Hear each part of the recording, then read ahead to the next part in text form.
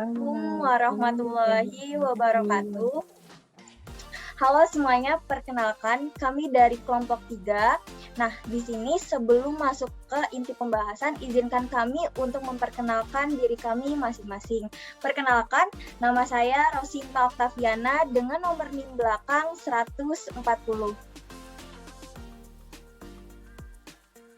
Perkenalkan, nama saya Nisa Octaviani dengan NIM belakang 15. Perkenalkan, nama saya Aulia Putri Pertiwi Zudin dengan NIM belakang 024. Perkenalkan, nama saya Akmaliatul Haq Zahra dengan NIM 078. Perkenalkan, nama saya Uminur Sintawati dengan NIM belakang 131. Nah, teman-teman, kita udah kenalan nih. Nah, di sini kami akan menyelesaikan tugas kami mengenai mata kuliah akuntansi keuangan syariah dengan dosen pengampu Ibu Dr. Rini SE AK MSI. Nah, teman-teman, di sini kami akan mendatangkan dua narasumber nih dari dua instansi yang berbeda. Yang pertama ada dari Bank Syariah Indonesia dengan narasumber yang sangat keren, Kak Larasati Ayu Pramesti, dan yang kedua ada dari Bank Muamalat, dan yang nggak kalah kerennya dengan narasumber yang pertama ada Ibu Kusumawati.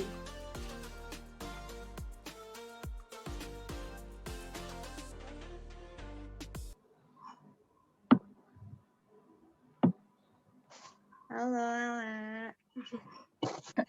Halo, Kak. Waalaikumsalam. Halo. Banyak ya. Kak, kita mulai aja ya, Kak. boleh. Aku open kamera dulu. Oke. Bismillahirrahmanirrahim. Assalamualaikum warahmatullahi wabarakatuh. Waalaikumsalam warahmatullahi wabarakatuh. Halo Kak Ayas ya, Kak? Aku manggil Kak Ayas. Oke. Gimana nih Kak Ayas kabarnya, Kak? Alhamdulillah baik. Maaf ya baru bisa Zoom meeting. Iya Kak, maaf ya Kak ganggu waktunya nih malam-malam gini. Ya Kak, kan ada pepatah nih Kak bilang kalau misalnya belum kenal maka tak sayang Kak. Aku kenalin diri dulu ya sama teman-teman ya.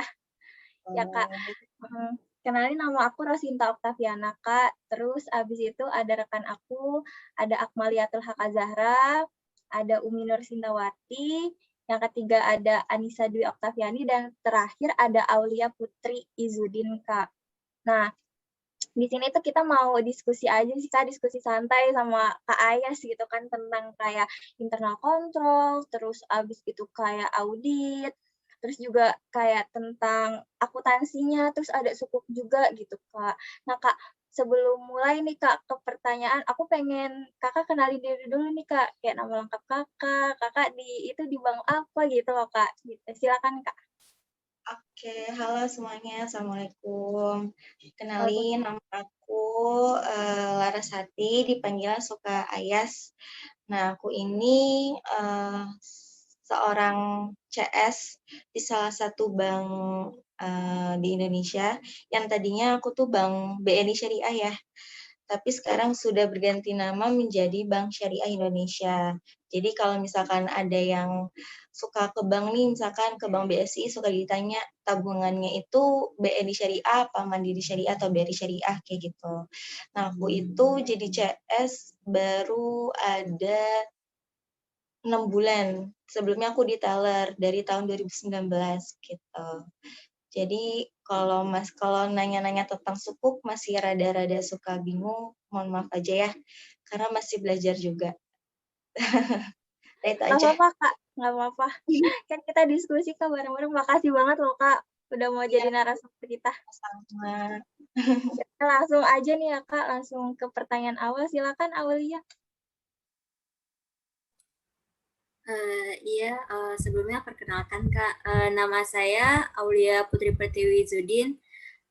Di sini saya akan memulai pertanyaan dari yang umum dulu ya Kak.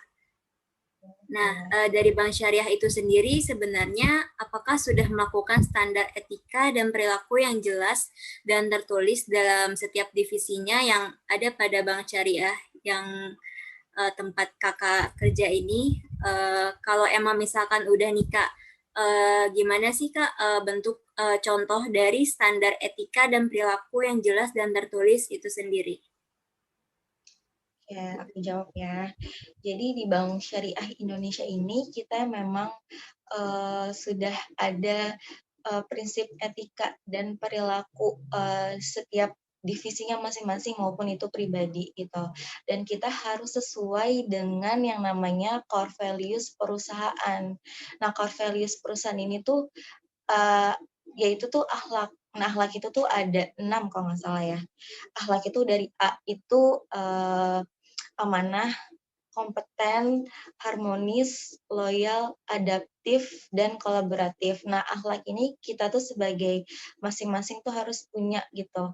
Kayak misalkan kita harus berkolaboratif dengan sesama divisi ataupun berbeda dengan divisinya gitu. Paling itu aja sih dari setiap akhlaknya itu kita harus terapin di dalam diri kita maupun di setiap divisi kita masing-masing.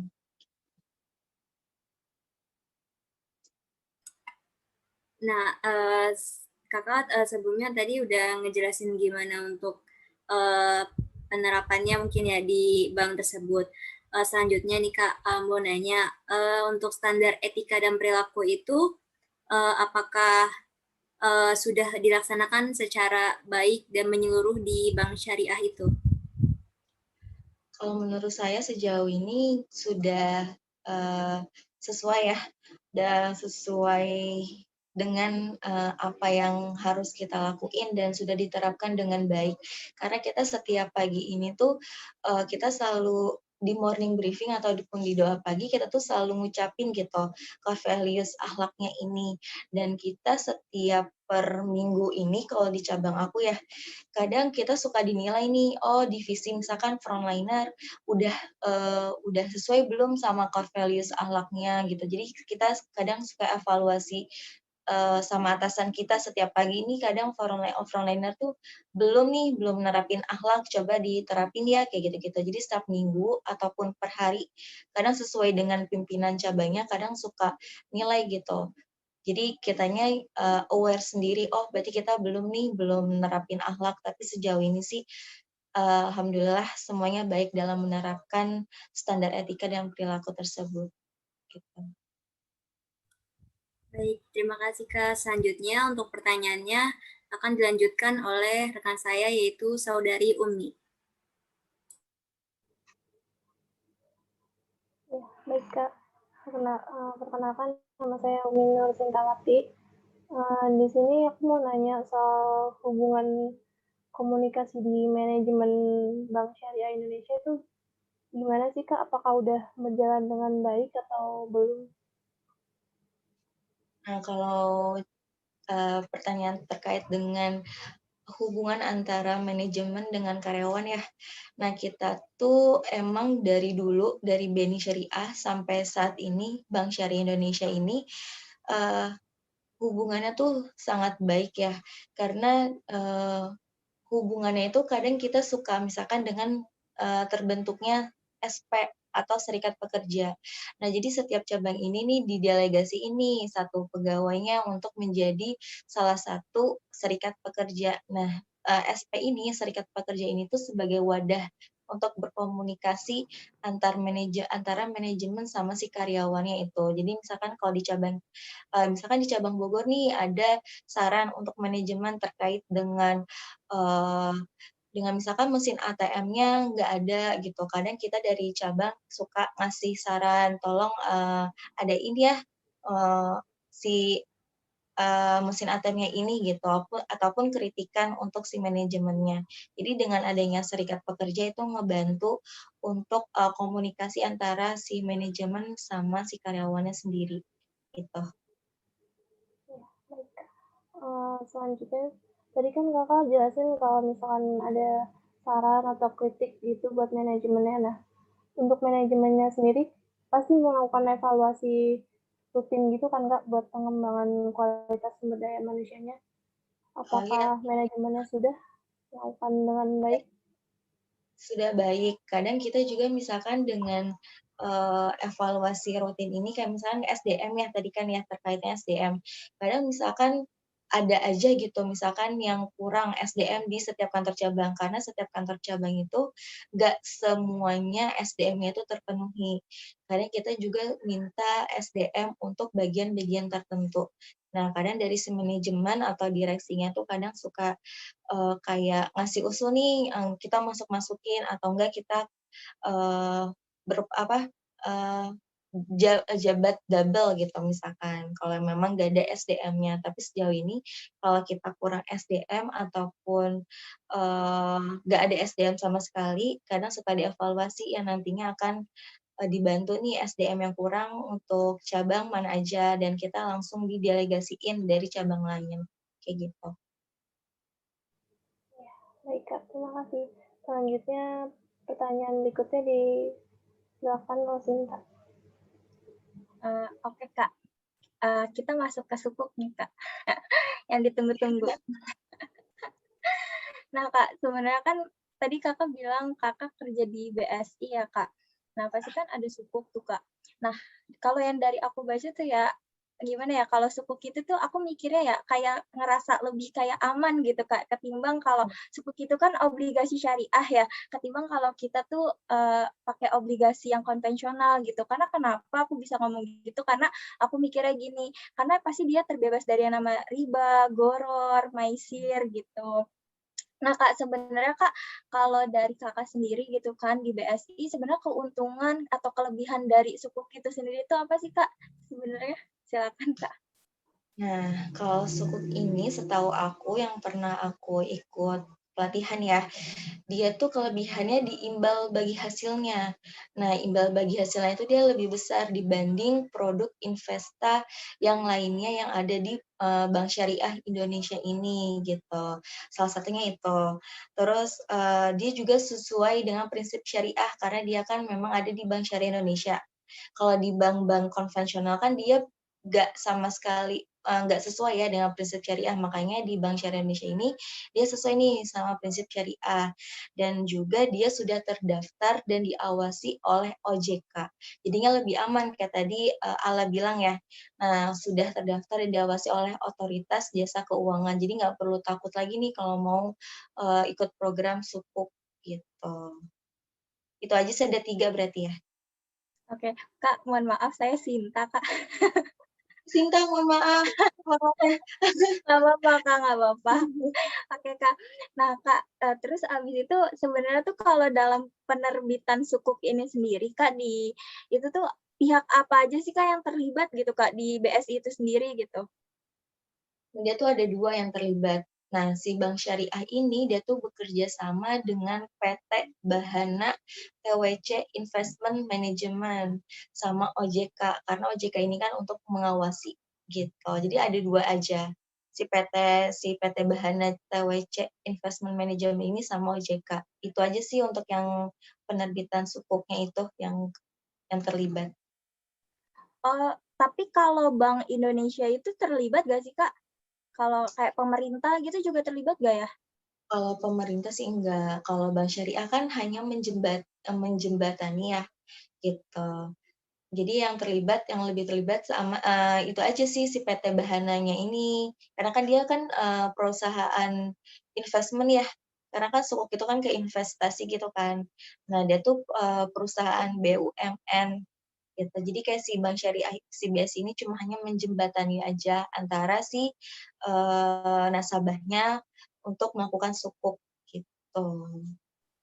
Nah Kak, terakhir deh Kak, kan tadi Heeh. katanya kalau BSI ini sendiri kan PT Bahana ya Kak, itu Mhm. emang semuanya disyariah sama PT Bahana atau berbeda Kak? Kalau setahu aku ada yang pakai PT tersebut, ada juga yang enggak, tergantung dengan si, banknya tersebut nih, dia mau kerjasamanya sama, PT investasi, tapi yang BUMN ya. Nggak yang kalau yang bukan BUMN itu kadang si banknya itu kayaknya suka nggak mau. Karena kan, kalau BUMN sudah legal. Karena kan sukuk ini kan, bukan sembarang produk investasi ya. Gitu. Jadi ada beberapa yang pakai si PT Bahana ini, ada juga yang beda. Tapi harus BUMN sih, setahu aku. gitu. Oke Kak, baik. Terima kasih Kak untuk jawabannya. Selanjutnya dilanjut sama Ala ya Kak? Nah. Oh iya boleh. Profes Sinta ya. Iya. Iya Kak, nggak apa-apa. Sebelumnya perkenalkan nama saya Akmalia Tuhaka Zahra, biasa dipanggil Ala. Nah, di sini saya masih mau tanya terkait sukuk ya. Sifat imbalan sukuk itu seperti apa sih, Kak? Nah ini aku baru nanya nih sama temen aku kurang paham juga. Aku bacain sambil baca nggak apa-apa ya? Iya, nggak apa-apa, Kak. Nggak apa-apa Kak, silakan. Nah sifat imbalan sukuk ya. Jadi Bank Syariah Indonesia ini tuh kan kerjasama yang tadi ya sama PT Bahananya. Nah, bekerjasama dengan PT Bahana TWC Investment Management ini dengan reksadana syariah yang dimana sudah terproteksi. Nah, reksadana terproteksi adalah jenis reksadana yang alokasi pengelolaannya itu fokus pada instrumen sukuk dan memberikan proteksi pengembalian pokok pada saat jatuh tempo gitu, serta pembayaran imbal hasil secara berkala setiap 3 bulan. Jadi jadi setiap 3 bulan itu kan jatuh tempo kan. Nah, kadang dia suka pengelolaannya itu fokus pada instrumennya. Jadi kalau misalkan sudah jatuh tempo, ya dia jatuh tempo setiap 3 bulan. Gitu, sifat imbalannya gitu, jatuh temponya setiap 3 bulan sih. Gitu, dan sudah terproteksi. Tuh. Paham? Apa Iya, bingung? paham, Aku Kak, juga paham. bingung. Terus kan di sukuk itu ada bagi hasil ya. Nah, kalau misalnya bagi hasil dari sukuk itu tuh bisa digunakan buat apa aja sih? Apa bisa digunakan buat segala hal gitu ya? Kadang setiap si nasabahnya ini ya, kalau untuk kan sukuk itu kan ada akadnya juga ya. Nah, kadang setiap sebelum akad maupun akad itu kadang si nasabahnya suka ditanya bagi hasilnya itu mau diapain gitu. Kadang kalau dari si banknya tersebut suka dikelola untuk yayasan biasanya. Kalau untuk banknya sendiri ya, karena kan si bagi hasilnya itu antara bank sama nasabahnya kan. Untuk berapa persennya aku lupa berapa ya. Pokoknya dia kalau untuk bagi hasil untuk banknya itu kadang si banknya itu tergantung dia mau bagi hasilnya itu mau diputar untuk pembiayaan lagi atau untuk produk tabungan. Kan kadang ada produk tabungan yang bagi hasil ya. Nah, kadang bagi hasil itu kadang kita suka dapat dari pembiayaan ataupun produk investasi dari sukuk gitu. Kalau misalkan untuk si nasabahnya sendiri kadang bagi hasilnya suka masuk nih, tapi dari sukuk itu berapa persennya. Kadang suka masuk kayak berupa saldo gitu. Kan kadang suka nasabah untuk sukuk itu kan dia harus punya produk tabungan ya di bank syariahnya sendiri. Ya, nah, jadi bagi hasilnya itu masuk ke dalam tabungannya dia gitu. Tapi untuk bagi hasilnya kita nggak bisa tentuin berapa. Karena kita lihat dari persentase equivalent rate dari si banknya tersebut gitu. Mungkin itu aja pertanyaan dari aku, Kak. Makasih. Selanjutnya pertanyaan dari Anissa.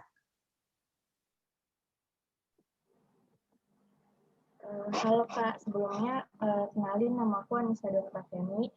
Di sini ingin bertanya terkait dengan audit. Untuk yang pertama ini, siapa aja sih Kak pihak yang bisa melakukan audit syariah atau audit terhadap bank syariah itu? Yang mohon maaf boleh diulang pertanyaannya? Pertanyaannya, siapa aja sih Kak pihak yang bisa melakukan audit syariah atau audit terhadap bank syariah itu sendiri? Oh, siapa aja pihak yang terlibat ya untuk proses pengauditan berarti ya. Nah, untuk pihaknya ini ada 2, pihak internal sama eksternal gitu. Nah, pihak internal sama eksternal ini kita nggak bisa pilih nih, karena yang milih itu dari direksi. Kadang kan yang namanya audit atau case di cabangnya sendiri kan suka beda-beda mah. Nah, makanya untuk pihak si internal sama eksternal ini selalu dipilih oleh direksi untuk special case-nya. gitu. Jadi ada beberapa nih, misalkan audit kan nggak hanya satu orang ya. Dia biasanya kalau di cabang aku rata-rata itu ada 3 sampai 4 orang, karena kan ngaudit frontliner. Frontliner kan juga ada 2, ada CS, ada teller, terus bagian marketing gitu. Jadi si auditnya ini tuh punya divisinya masing-masing nih, dia mau ngaudit apa. Nah biasanya itu dia dipilihnya sama si direksi, pihak internal maupun eksternal. Nah dari pihak internalnya ini paling dari si bank audit dari si BSI-nya ini gitu. Memang kita ada di Bank Syariah audit namanya. Dia setiap minggu atau setiap bulan datang gitu. Nah, pihak eksternalnya ini nih yang dari si direksinya gitu, dari pusatnya gitu lah intinya. Gitu untuk pihak yang terlibat.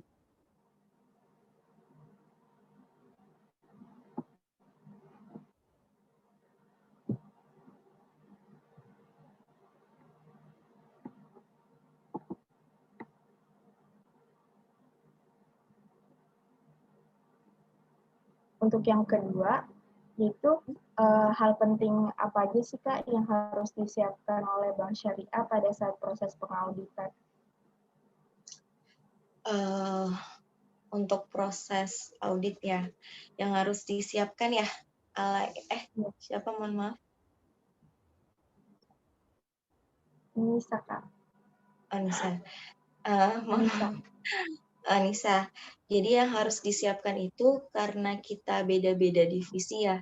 Kalau secara pribadi, kalau yang harus disiapkan sama aku, misalkan kan aku karena CS.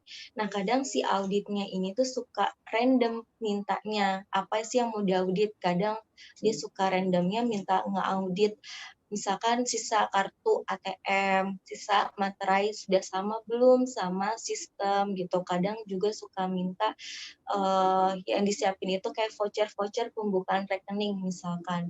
Nah, misalkan pembukaan rekening nih, si audit itu kadang suka ngelihat sudah sesuai belum untuk persyaratan pembukaan rekening sama yang di voucher berkas aku misalkan. Kalau memang sudah sesuai, alhamdulillah lanjut ke voucher berikutnya gitu.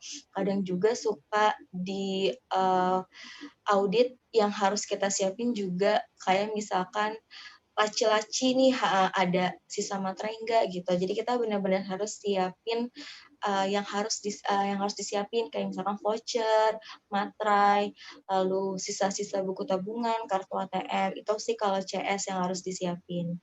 Terus kalau untuk teller biasanya dia kadang suka random juga nih karena teller kan hanya transaksi ya. Jadi misalkan udah sama belum nih uang berangkas yang ada di uang yang ada di berangkas sama yang ada di laporan teller, misalkan di voucher teller.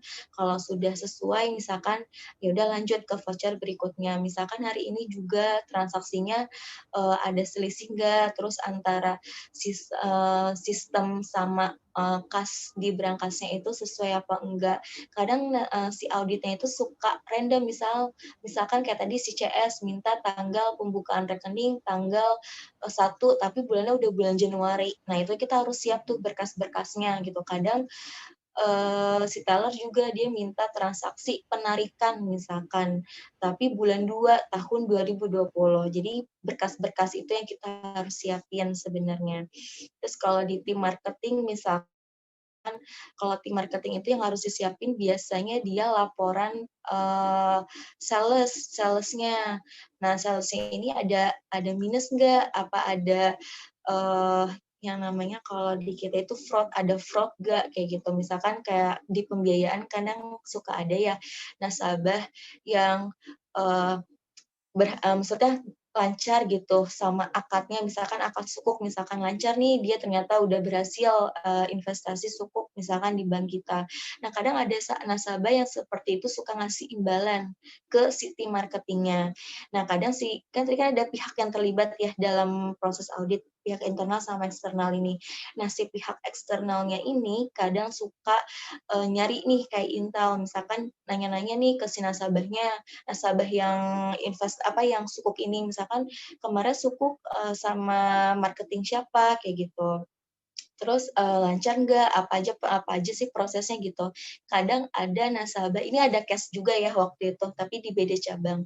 Case-nya itu waktu itu si nasabah sukuk ini atau nasabah pembiayaan lainnya, dia itu ngasih imbalan ke tim marketingnya gitu. Nah, imbalannya berupa kayak uang, kayak barang, kayak gitu. Nah, jadi si pihak eksternal dari audit ini suka nanya-nanya ke si nasabah. Kadang nasabah itu suka keceplosan nih, kemarin saya juga ngasih uang gitu. Nah, jadinya kadang kalau di tim marketing yang perlu disiapin untuk audit itu kejujuran pertama kalau tim marketing kayak gitu. Kadang suka ditanya kayak gitu kan, karena si eksternalnya itu suka ada bukti gitu, dan buktinya itu juga sesuai, misalkan sukuknya ini atau pembiayaan yang lain berapa ratus juta, sesuai enggak nih sama yang ada di laporan-laporan tim marketingnya kayak gitu. Jadi berkas-berkas sih kebanyakan yang harus disiapin gitu. Itu aja sih paling. Terus kalau dari yang terakhir itu, audit syariah yang diterapkan ini udah ideal belum sih Kak buat melakukan sukuk? Gimana? Mohon maaf. Oh, udah ideal dalam sukuk ya? Iya. Nah, kalau menurut saya sendiri sudah ideal, karena yang tadi yang saya katakan, karena si sukuk ini tuh sudah diawasi oleh OJK. Nah, selain OJK, dia itu juga diawasi sama DPS, Dewan Pengawas Syariah. Jadi sudah sesuai belum sih si sukuknya ini sama menurut si DPS gitu. Jadi ada dua. Idealnya dilihat dari si OJK sama si DPS, Dewan Pengawas Syariah ini gitu. Oke Kak, alhamdulillah udah semua nih Kak pertanyaannya. Iya. Banget. Nggak terasa Kayaknya udah semuanya. ada Kenapa, yang Kak? kurang dimengerti ya tentang sukuk ya. Aku ngejelasinnya kurang kayaknya. Nggak apa-apa Kak, karena kita juga mungkin masih awal-awal, nggak apa-apa. Nanti kita pelajarin lagi. Nah, makasih banget ya Kak. Mungkin untuk jelas nih Kak, kita mau foto bersama. Oh, boleh. Ala silakan lah. Nanti dikirim boleh ya? Boleh banget Kak. Oke. Fotonya 2 kali ya, Kak? Oke. Kasih aba-aba aja ya? Iya. 1, 2, 3. 1 kali lagi ya, Kak? Boleh. 1, 2. Dah. Oke. Makasih, Oke. Kak. Makasih Iya, banyak nih Kak. makasih juga. Jadi belajar lagi kan? Makasih Kak. Mudah-mudahan Kakak sehat selalu ya Kak. Amin. Kalian juga sehat semua. Dilancarin ini untuk skripsi ya? Enggak Kak, ini kami masih semester 4 sih Kak. Oh, semester 4. Iya, Kira masih skripsi. semester. Bukan, semester 4. Iya Kak. Semoga Makasih lancar ya Kak. sampai semester Amin. 8. Amin. Ya Kak, aku end ya Kak. Oke. Kasih ya. Iya Kak.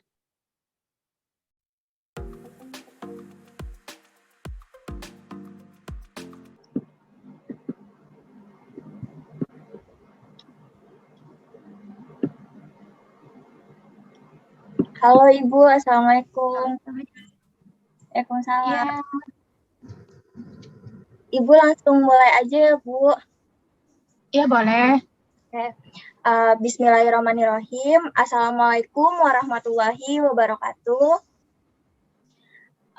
Sebelumnya terima kasih untuk Ibu Kusuma udah nyempatin waktunya ya Bu. Maaf ya Bu kalau ganggu juga. Gimana Ibu kabarnya Bu? Ya alhamdulillah baik. Sorry ya lagi di jalan, sambil di jalan ya. Ya Bu, nggak apa-apa. Ibu sebelumnya perkenalkan kami dari mahasiswi UIN Syarif Hidayatullah Jakarta Bu, jurusan akuntansi. Nah, di sini kami pengen diskusi nih sama Ibu mengenai tentang audit, terus ada laporan keuangan, ada akuntansi, internal kontrol, juga seputar sukuk juga sih Bu, gitu. Nah Ibu, boleh Ibu perkenalin diri dulu, silakan. Waktunya silakan. Oh iya. Bismillahirrahmanirrahim. Assalamualaikum warahmatullahi wabarakatuh. Perkenalkan saya Kusuma. Saya di karyawan Bank Muamalat ya pastinya. Saya udah di Bank Muamalat itu dari tahun 2017 sampai sekarang. Sebelumnya saya di bank lain ya. Sementara sih itu aja sih. Oke, Bu. Terima kasih, Bu. Berarti sebelumnya emang juga udah pernah kerja di bank lain juga ya, Bu? Di syariah Ya, juga saya, atau gimana, Bu? Saya sebelumnya di bank asing, jadi saya di Commonwealth Bank hampir 7 tahun. Sebelumnya lagi saya di Danamon, ya bank konvensi. Bank syariah saya baru di sini di Bank Muamalat aja. Sebelumnya saya di bank konvensi sama bank asing. Baik, Ibu. Berarti pengalamannya udah cukup ini ya, Bu, luas banget gitu. Lanjut aja ya, Bu, langsung ke pertanyaan. Ya. Ya, boleh Ibu yang pertama untuk Aul. Oh ya, saya kenalin dulu teman-teman saya ya, Bu. Saya Rosinta Octaviana, bisa dipanggil Sinta. Terus ada Aulia Putri Pertiwi Izudin, terus ada Umi Nur Sitawati. Yang ketiga ada Akmaliatul Haq Zahra, terus yang keempat ada Anissa Dwi Oktaviani, Bu. Nah, untuk untuk pertanyaan pertama, silakan untuk Aul. Ya, terima kasih sebelumnya untuk Saudari Rosinta. Izin bertanya, Bu, terkait dengan sukuk. Apakah bank syariah ini memiliki standar etika dan perilaku yang jelas dan tertulis di setiap divisi di dalamnya? Itu untuk pertanyaan. Kayak pertanyaan nggak nyambung sama sukuknya ya? Maksudnya apa tadi? Apakah bank syariah, untuk pertanyaannya, apakah bank syariah ini memiliki standar etika dan perilaku yang jelas dan tertulis di setiap divisi di dalamnya? Ya, itu pasti Mbak ada. Untuk selanjutnya, apakah dari standar etika tersebut dan perilaku tersebut telah diterapkan dengan baik dari Bank Muamalat itu sendiri? Iya. Sudah diterapkan, Mbak. Baik Ibu, jadi emang di sini tuh materinya tuh kayak ada audit, terus ada laporan keuangan gitu Bu. Jadi nanti kita di sini mau internal kontrol dulu nih Bu. Nanti bakal ada pertanyaan yang seputar sukuk gitu loh Bu. Jadi secara general dulu Bu, awal-awal seperti itu Bu. Selanjutnya akan dilanjut sama Umi Bu, kayak gitu. Iya. Ya, Assalamualaikum Ibu. Memperkenalkan saya Umi. Di sini saya mau izin bertanya Ibu mengenai hubungan komunikasi di Bank Muamalat ini. Seperti apa sih Bu hubungan komunikasi antar manajemen maupun karyawannya? Apakah sudah berjalan dengan baik? Sudah berjalan dengan baik. Kita sudah secara ini juga sih online, jadi secara sistem juga. Jadi kalau misalnya terkait misalnya ada memo atau apa, kita udah secara by online, jadi paperless ya. Jadi kita ada semacam aplikasi sistem. Jadi memo itu langsung masuk ke aplikasi itu. Nah, setiap karyawan dia punya user ID yang bisa mengakses ke aplikasi tersebut. Gitu. Baik, kalau misalkan lewat aplikasi gitu pasti nantinya ada evaluasi gitu ya Bu? Ya, pastinya ada evaluasi. Jadi aplikasinya itu pasti akan di-upgrade terus ya. Jadi setiap ada penambahan fitur, misalnya bisa mengakses approval memo. Nah, itu sudah bisa sih sekarang. Jadi setiap ada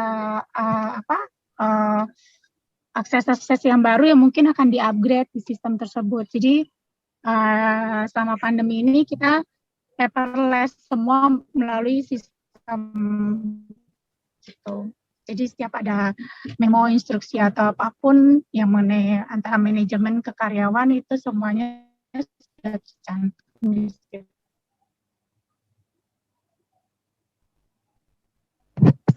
Halo? Halo? Ya. Iya Bu, baik. Iya Bu. Tadi saya ngomong ya? Iya Bu, maaf. Oke, baik Bu. Untuk pertanyaan selanjutnya mengenai sukuk nih Bu.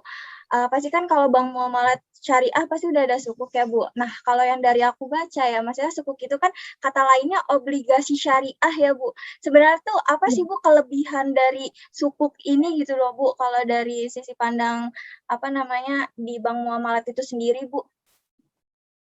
Ya, sukuk syariah, panggilnya itu adalah sukuk retail ya. Jadi sukuk itu dikeluarkan oleh pemerintah. Jadi kita bank muamalat hanya sebagai agen penjual. Nah, sukuk ini adalah instrumen obligasi di mana pemerintah mengeluarkan surat utang syariah, di mana underlying-nya itu bisa dalam bentuk infrastruktur atau apapun ya, karena jadi misalnya pemerintah butuh dana nih untuk membangun sebuah infrastruktur, misalnya underlying-nya jalan tol misalnya ya, atau pembangunan masjid di daerah timur. Nah, pemerintah mengeluarkan sukuk itu untuk menghimpun dana-dana dari masyarakat. Nah, ada imbal hasilnya yaitu kupon. Kuponnya itu adalah kalau di syariah itu bagi hasil ya. Jadi tiap bulan dia akan dapatkan kupon. Nah, pajaknya itu 15% dari bagi hasil tersebut gitu. Mbak, ini saya sambil turun ya, saya udah sampai. Oh iya Pak, bentar ya. Baik Bu.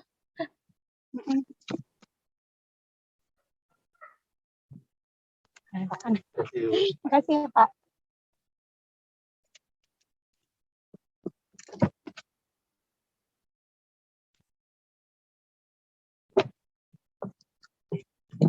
Ya, gimana Mbak? Tadi sampai mana ya? Iya tadi Bu kata Ibu pajaknya 15% ya. Terus dapat kupon juga kalau di sukuk itu. Halo? Iya Bu. Ya, Ibu kalau misalnya dari sukuk itu sendiri ada permasalahan nggak sih Bu? Maksudnya kayak hambatan gitu. Iya, halo Bu. Tadi penjelasannya sampai mana udah? Ya, penjelasannya tadi sampai apa namanya pajaknya Bu, pajak di sukuk.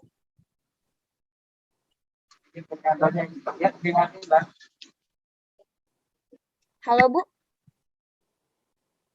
Gimana Mbak, tadi udah penjelasannya deh? Iya. Sampai mana ya saya potong? Tadi Halo? penjelasannya kalau sukuk itu dapat kupon ya imbalannya, terus juga ada pajaknya itu tadi Ibu terakhir. Iya, halo Bu. Iya Bu, terakhir tadi Ibu bilang katanya sukuk itu terakhir imbalannya kupon Bu, terus ada pajaknya juga gitu Bu. Ya, jadi kita bank muamalat sebagai agen penjual itu kita menawarkan ke nasabah-nasabah kita. Jadi siapa yang mau berinvestasi ke sukuk, nah nanti didebet otomatis dari rekening muamalat dan nisbahnya juga masuk ke rekening tabungan nasabah tersebut di muamalat. Gitu. Jadi itu adalah salah satu instrumen investasi ya selain tabungan atau deposito, karena dari imbal hasilnya juga lumayan di atas deposito. Sebenarnya sih hampir mirip ya, maksudnya nggak jauh beda sama deposito, cuma ini adalah penjaminnya adalah bank negara, jadi karena produknya yang mengeluarkan ada pemerintah, jadi penjaminnya adalah pemerintah gitu. Kalau deposito kan produknya bank, jadi kita ngelihat bank tersebut kalau dia bagus, insya Allah sih bagus ya, nggak sampai terkendala dengan pembayaran bagi hasilnya gitu sih. Gitu. Baik Ibu kalau dalam penerbitan sukuk sendiri Bu di bank muamalat ada kendala gak sih Bu atau hambatan gitu selama sampai sekarang gitu, apalagi lagi pandemi gini kan, atau ada hambatan gitu Bu di sukuk sendiri? Hambatan apa nih Mbak? Iya Bu. Halo? Iya. Hambatan apa? Hambatan dalam penerbitan sukuk di bank muamalat sendiri tuh ada hambatannya gak sih Bu? Selama itu sukuk itu yang nerbitin adalah pemerintah Mbak. Jadi ya sukuk itu diterbitkan oleh pemerintah. Nah, dia memasarkannya melalui bank-bank. Jadi kayak bank muamalat, bank syariah Indonesia. Nah, dipasarkan melalui bank-bank ditujukan untuk masyarakat retail gitu. Nah, sejauh ini sih pemerintah mengeluarkan sukuk itu nggak ada kendala ya, karena produknya pemerintah. Jadi Departemen Keuangannya sendiri yang mengeluarkan gitu. Jadi itu produknya pemerintah gitu. Jadi selama pemerintahannya kita aman, terkendali, stabilitas ekonomi politiknya, insya Allah dia mengeluarkan produk itu nggak ada kendala gitu. Kali kalau negaranya udah perang dan juga menjalik ya, maksudnya perang, kondisi perekonomian politiknya nggak stabil, terjadi perang saudara, nah itu ya nggak akan mungkin pemerintah mengeluarkan produk seperti itu gitu. Dan kalau mengeluarkan juga rakyat juga pasti akan nggak akan mau investasi karena menahan tidak akan investasi ke produk tersebut gitu. Baik, Bu. Ibu kalau misalnya sifat dari imbalan sukuk itu sendiri bagaimana sih, Bu? Boleh dijelasin, Bu, secara garis besar aja? Imbalan sukuk itu seperti deposito aja. Jadi misalnya kalian penempatan di sukuk misalnya 100 juta. Nah, nisbahnya bagi hasilnya itu misalnya 5%. Belum dipotong pajak, pajaknya 15%. Ya udah nanti ada metode rumusnya, nanti kurang lebih hampir sama dengan pembagian kayak deposito. Nah, nanti nisbahnya masuk ke rekening tabungan muamalat gitu. Oke, Bu, baik. Nah, selanjutnya akan dilanjut sama teman saya, Bu Akmaliatul, silakan. Iya Ibu, perkenalkan saya Akmaliatul Hakazahra. Yang saya mau tanyain tuh tadi kan Ibu juga sempat bilang ada dana hasil ya dari sukuk itu. Terus dari dana hasil itu bisa dipakai buat apa aja sih? Apa bisa dipakai buat segala hal?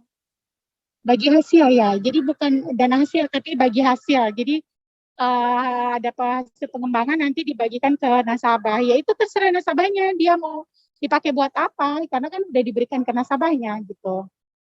Nasabahnya mau simpen, mau dipakai buat konsumsi, gitu. Halo?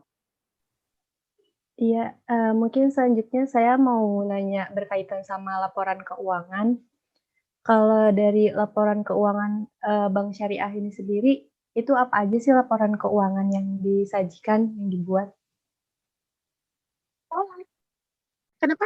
Kenapa Mbak? Sorry. Laporan keuangan yang dibuat sama Bank Syariah itu apa aja? Laporan keuangan itu terdiri dari laporan laba rugi, neraca, terus pendapatan bersih, pendapatan kotor, kurang lebih seperti itu sih Mbak. Kalau misalnya melihat di laporan keuangannya ya, yang biasa tiap tahun diterbitkan ya.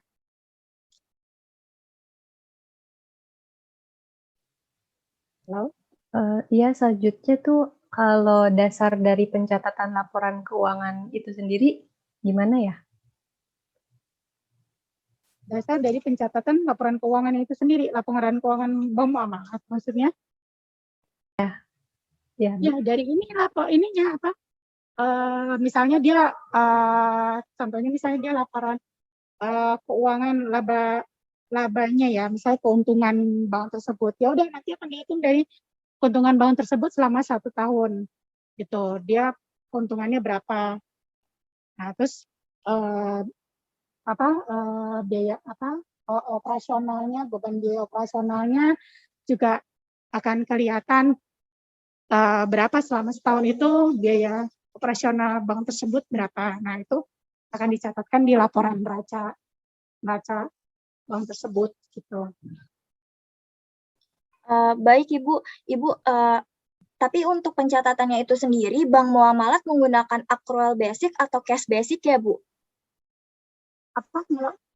Iya, untuk pencatatannya Bank Muamalat itu sendiri pakai accrual basic atau cash basic ya, Bu? Accrual basic, itu saya kurang paham ya, karena itu kan di bagian finance-nya ya Mbak ya. Oh, baik, Ibu. Jadi kalau kita hanya tim funding yang menghimpun dana masyarakat di tabungan atau deposito. Kalau untuk pencatatan neraca itu biasanya dari tim finance keuangannya sendiri, jadi keuangannya si bank muamalat.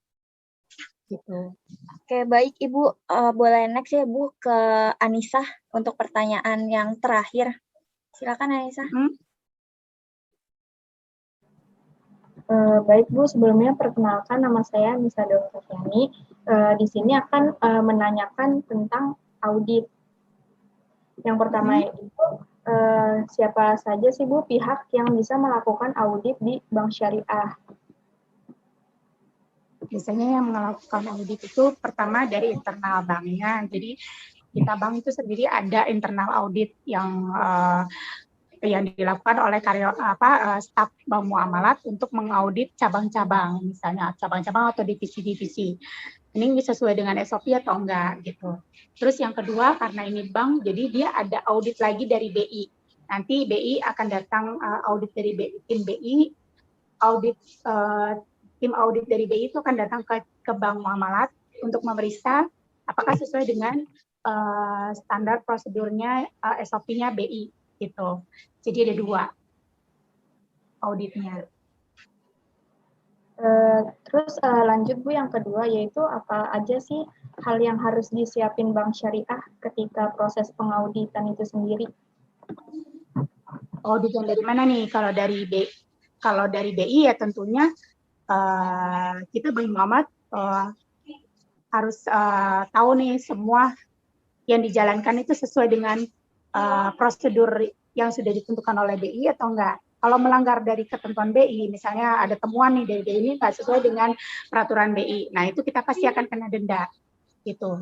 Dan kena istilahnya teguran ya, jadi peringatan dari BI ataupun denda. Nah, tapi kalau misalnya audit dari internal bank muamalat sendiri terhadap cabang-cabang atau divisi-divisi, misalnya tidak sesuai dengan SOP, ditemui pelanggaran-pelanggaran fraud misalnya, nah itu biasanya audit akan memberikan laporan, terus nanti akan ditindaklanjuti. Misalnya terjadi fraud, nah nanti orang tersebut akan ditindaklanjuti apakah tindakan fraudnya merugikan bank muamalat atau merugikan pihak yang lain. Nah itu dia akan dikenakan sanksi berupa pemecatan atau mungkin dilaporkan ke pihak berwajib. Gitu. Tapi kalau misalnya pelanggarannya hanya secara mungkin salah prosedur ya mungkin akan dikenakan surat peringatan seperti itu. Itu sih. Terus buat yang terakhir, apakah audit syariah ini yang udah diterapkan ini udah ideal untuk melakukan sukuk atau belum ya Bu? Udah ideal untuk melakukan apa? Sukuk. Melakukan sukuk. Saya rasa kalau maksudnya gini kali ya bahasanya. Jadi sukuk itu penempatan sukuk itu udah sesuai gitu kali ya. Karena kalau audit hubungannya dengan konteks dengan sukuk itu sebenarnya nggak nyambung Mbak. Jadi kalau audit itu kan istilahnya untuk mengaudit sesuai nggak nih apa yang dijalankan dengan SOP. Ya kalau misalnya mau disambungkan dengan sukuk, nah penjualan sukuknya itu sesuai nggak dengan flow-nya yang sudah diterapkan oleh pemerintah maupun bank tersebut gitu. Ya sesuai selama ini sih udah sesuai ya sesuai dengan prosedurnya gitu untuk pembelian sukuk tersebut. Baik Ibu, itu aja Bu.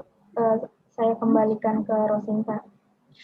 Baik Ibu, terima kasih Bu. Untuk terakhir boleh Ibu kita foto bersama Bu buat dokumentasi? Oh iya boleh, udah selesai berarti ya? Iya. Oke, Ala silakan aba-abanya lah. 2 kali ya Bu? Oh iya. Yang pertama ya, 1, 2, 1 kali lagi ya. 1, 2. Hasil wawancara dari kelompok kami, kurang lebihnya mohon maaf. Wassalamualaikum warahmatullahi wabarakatuh.